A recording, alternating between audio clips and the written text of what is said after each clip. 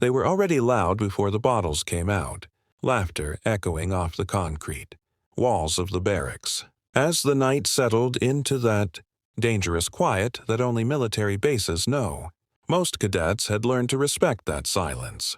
These four hadn't. They were half drunk, uniforms loosened, boots kicked off, riding the false confidence that came from numbers and alcohol. To them, the base felt like a playground after dark, and tonight they were bored. She sat alone on the far bench near the lockers, back straight, hands folded, eyes lowered as if she didn't want to be noticed. Her name was Lena Morales. Quiet, observant, always early, always precise, the kind of cadet instructors barely had to correct. To the others, that made her invisible. Or worse, an easy target. "Hey," one of them slurred, pointing in her direction. "You ever hear her talk?" Another laughed. "Nah, man. I think she's mute. Or scared." They stumbled closer, boots scraping the floor, shadows stretching toward her. Lena didn't move. She'd learned long ago that reacting too quickly only fed people like this. "What's wrong, Morales?" the tallest one said, leaning in. "Cat got your tongue?" The others burst out laughing. One of them reached out and flicked the patch on her shoulder. "K9 unit? What, you walk dogs now?" That got an even bigger laugh. "Yeah, probably cleans kennels all day." Lena slowly lifted her eyes. Calm. Measured. No anger. Just assessment. She memorized their positions, their balance, the way their weight shifted. Alcohol always told a story if you knew how to read it. "Leave me alone," she said quietly. Her voice was steady, which only annoyed them more. "Oh, she speaks," one said, mock surprise dripping from his tone. "Cute." Another stepped behind her, blocking the exit without even realizing it. They weren't thinking tactically. They never were when drunk. "You think you're better than us?" the tall one asked. Always quiet. Always perfect. "You think that patch makes you special?" Lena stood, slowly, deliberately. She was shorter than all of them, lean, unassuming. To anyone watching, it looked like a bad idea. "I think you're drunk," she replied. "And I think you should walk away." That was the wrong answer. The first shove came fast but sloppy. She stumbled back a half step, more from surprise than force. The laughter turned sharper. "Look at that," one of them said. "She's gonna cry." Something changed in Lena's eyes. Not fear, focus. She reached into the locker beside her and clipped a small device onto her belt. A whistle. Mata Black. Standard issue for handlers. "What's that?" someone asked, still laughing. Lena didn't answer. She brought the whistle to her lips and blew once. Short, sharp, precise. For a heartbeat, nothing happened. Then the sound of claws on concrete cut through the air like a blade. From the far end of the corridor, a low growl rolled forward, deep and controlled, not wild. Heavy paws thundered closer, perfectly aligned, no hesitation. The laughter died mid-breath. A dark shape emerged from the shadows, moving with terrifying discipline.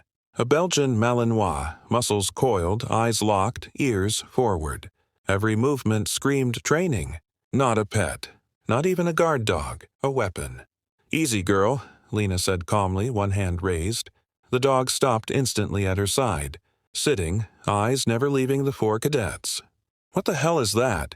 One whispered, suddenly sober. Lena finally turned fully toward them. "This," she said, "is Rex." The tall cadet laughed nervously. "You can't bring a dog in here." "I can," Lena replied. "I'm authorized." "You should know that. It's in the regs you never read."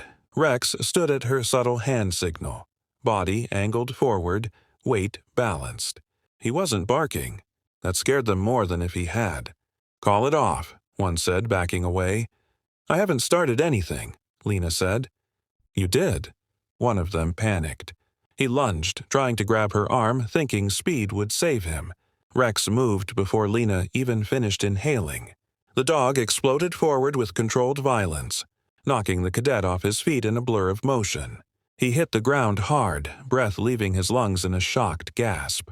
Rex pinned him instantly, teeth inches from his throat, growl vibrating through bone. "Don't move," Lena commanded. The other three froze. Another cadet swung wildly, trying to hit the dog with his boot. Rex released and pivoted, slamming into him with precision, taking him down by the shoulder, forcing him flat. No blood, no chaos, just dominance. On the ground, Lena said, voice still calm, almost bored. All of you, now. Two complied instantly, dropping to their knees, hands up. The tall one hesitated, pride warring with fear. Rex turned his head slightly, eyes locking onto him. That was enough. He dropped. Lena gave another sharp whistle. Rex disengaged and returned to her side, sitting perfectly, chest rising evenly as if nothing had happened. The corridor was silent except for ragged breathing. Footsteps echoed from the far end as duty officers rushed in, alerted by the noise and the unauthorized alcohol.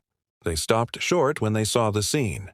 4 cadets on the ground, a K-9 at attention, and Lena standing like a statue. "What happened here?" the officer demanded. Lena handed over her whistle and ID. "Harassment. Physical contact. I issued a warning." They advanced. The officer looked at the cadets, then at Rex, then back at Lena. He didn't need more.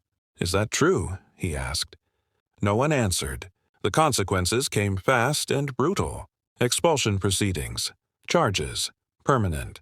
Marks on records that would follow them for life. Lena was asked to make a statement. Then another. Then another. Rex was praised, checked, cleared. By morning, the story had spread across the base, whispered with disbelief. The quiet cadet. The drunk bullies. The handler they forgot to respect. Lena returned to her routine the next day. Early wake-up. Precision drills. Silent meals. Nothing about her changed. Except now, when she walked past, people stepped aside.